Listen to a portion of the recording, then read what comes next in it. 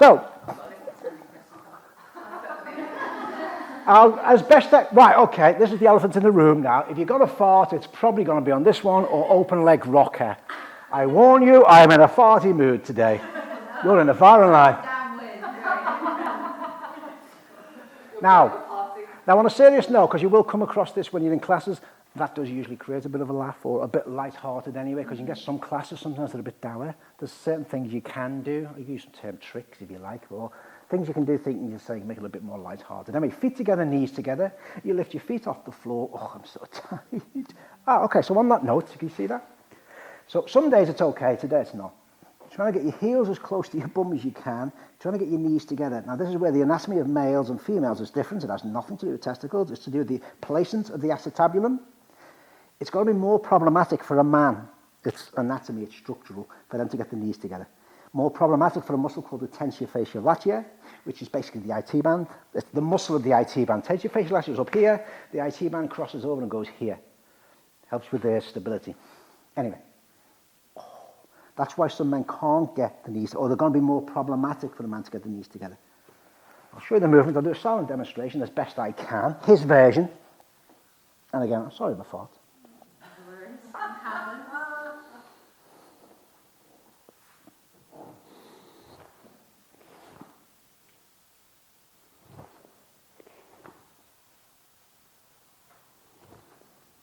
I'm not going to do any more.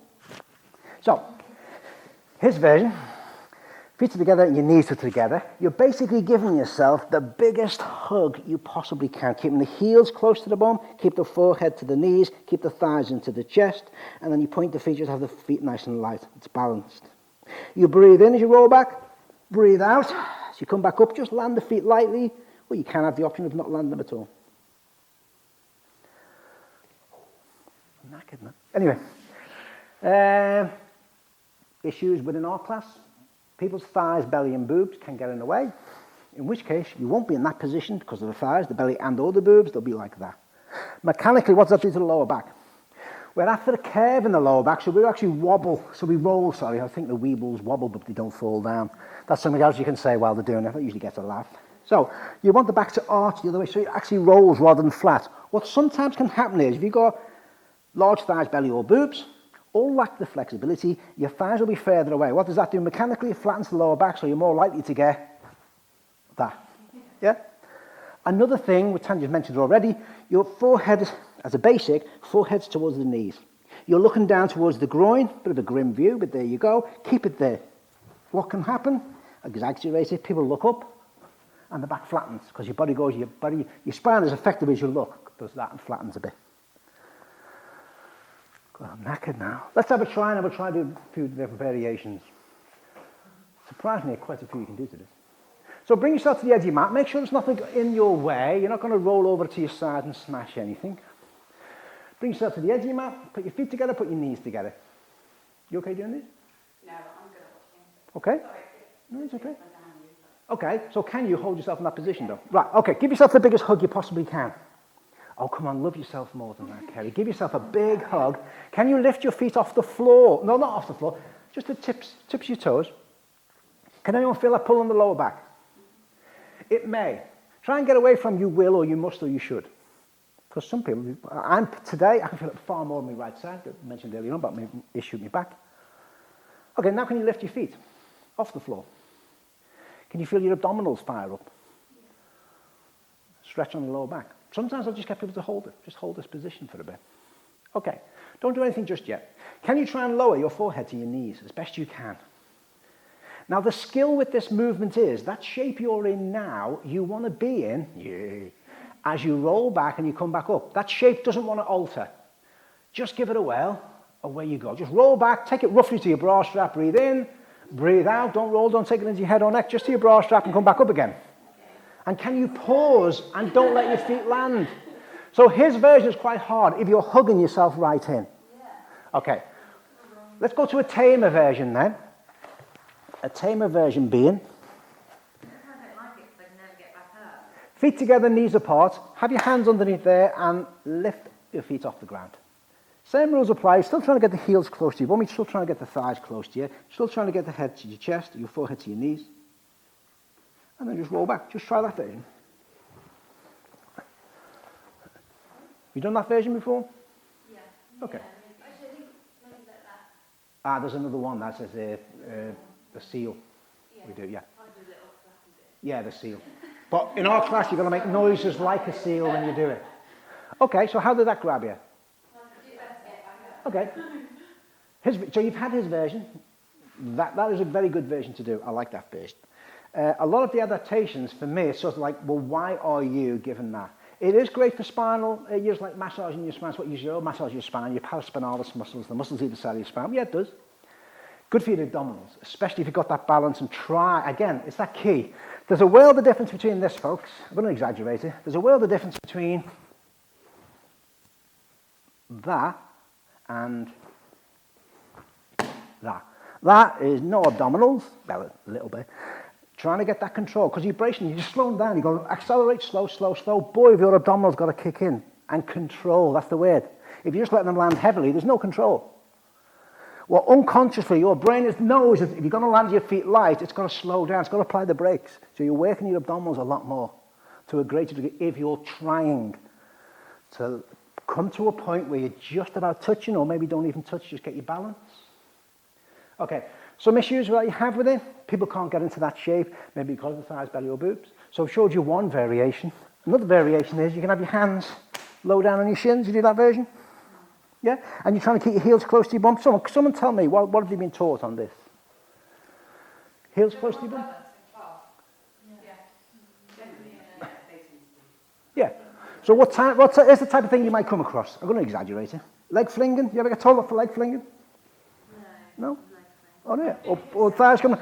The biggest one for me is why are you giving it? I'm giving it for the spine, I'm giving it for the abdominals. So for me, it doesn't alter it, them being there or there, for me, when I do it. So if people do that, I haven't got too much problem with that, providing the thighs. The biggest one is the thighs being there, getting the thoracolumbar fascia. You're stretching off that lower back in particular. That's the main reason I give it. That and abdominal. Okay, grab hold of a ball. This is to help prevent leg fling, to help prevent this going on. Yeah? You grab hold of the ball. Oh, did I pinch your ball? No, it's all right. I didn't. I'm sorry. So grab the ball, put it between your heels and your bum, and roll back, and just don't drop the ball. There you go. That should theoretically prevent leg fling. Why knees? It's up to you. You have your knees together. Right. Again, it goes back to how do you want to do it. It depends on what you want for it. Yeah.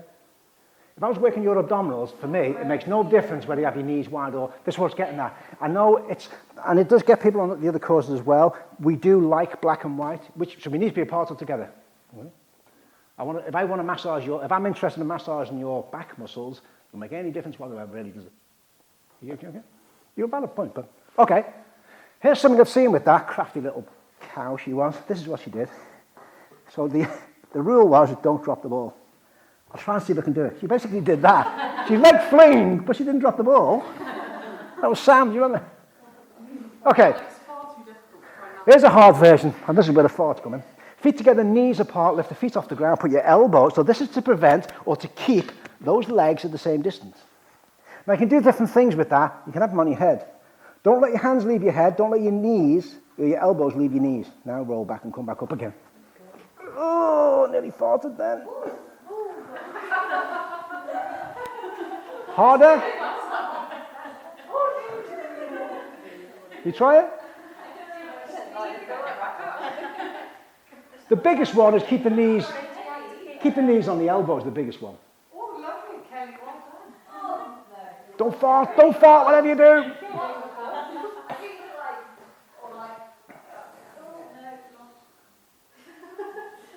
I think you did 5 of them. That's really hard. Yeah. But it'll get your abdominals a lot more. Yes, a lot more than your abdominals, that one. There are different versions you can do as well, and there's...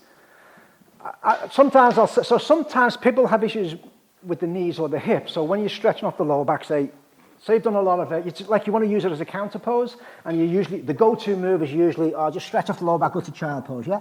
A lot of our clients, they can't because of ankle, knee, hip, usually knee issues, they can't do that, or it's not the best one for them to stretch off the lower back. I'll sometimes say to them, well then just a number of options, you do cat-cow, or just go into rolling back like a ball movements. You're getting the same thing, you're stretching off that lower back. Yeah? Any questions on rolling back like a ball? Or, as I prefer to call it, rolling back like a child, especially if you've got people in the class, there's a certain personality types. When people they like to overthink things, I don't. It's at its simplest level, just imagine you're a child, just roll back like a child, that's all you're doing. Again, depends on why you want to give the movement. If you literally do want to massage the back, it doesn't really, just roll back. Stop bloody overthinking things. And yeah, I think that's been my problem. I don't relax into it enough, and then I can't get back up because I'm stuck. It is like trying to relax into it. For me, the beauty of rolling back like a ball, it leads us into moves which can help us roll over for people that can't roll over. And there's quite a number of moves where it requires it will be handy for you to roll over or get into that position. So I do an adaptation called, it's not my name for it by the way, knickers on, knickers off.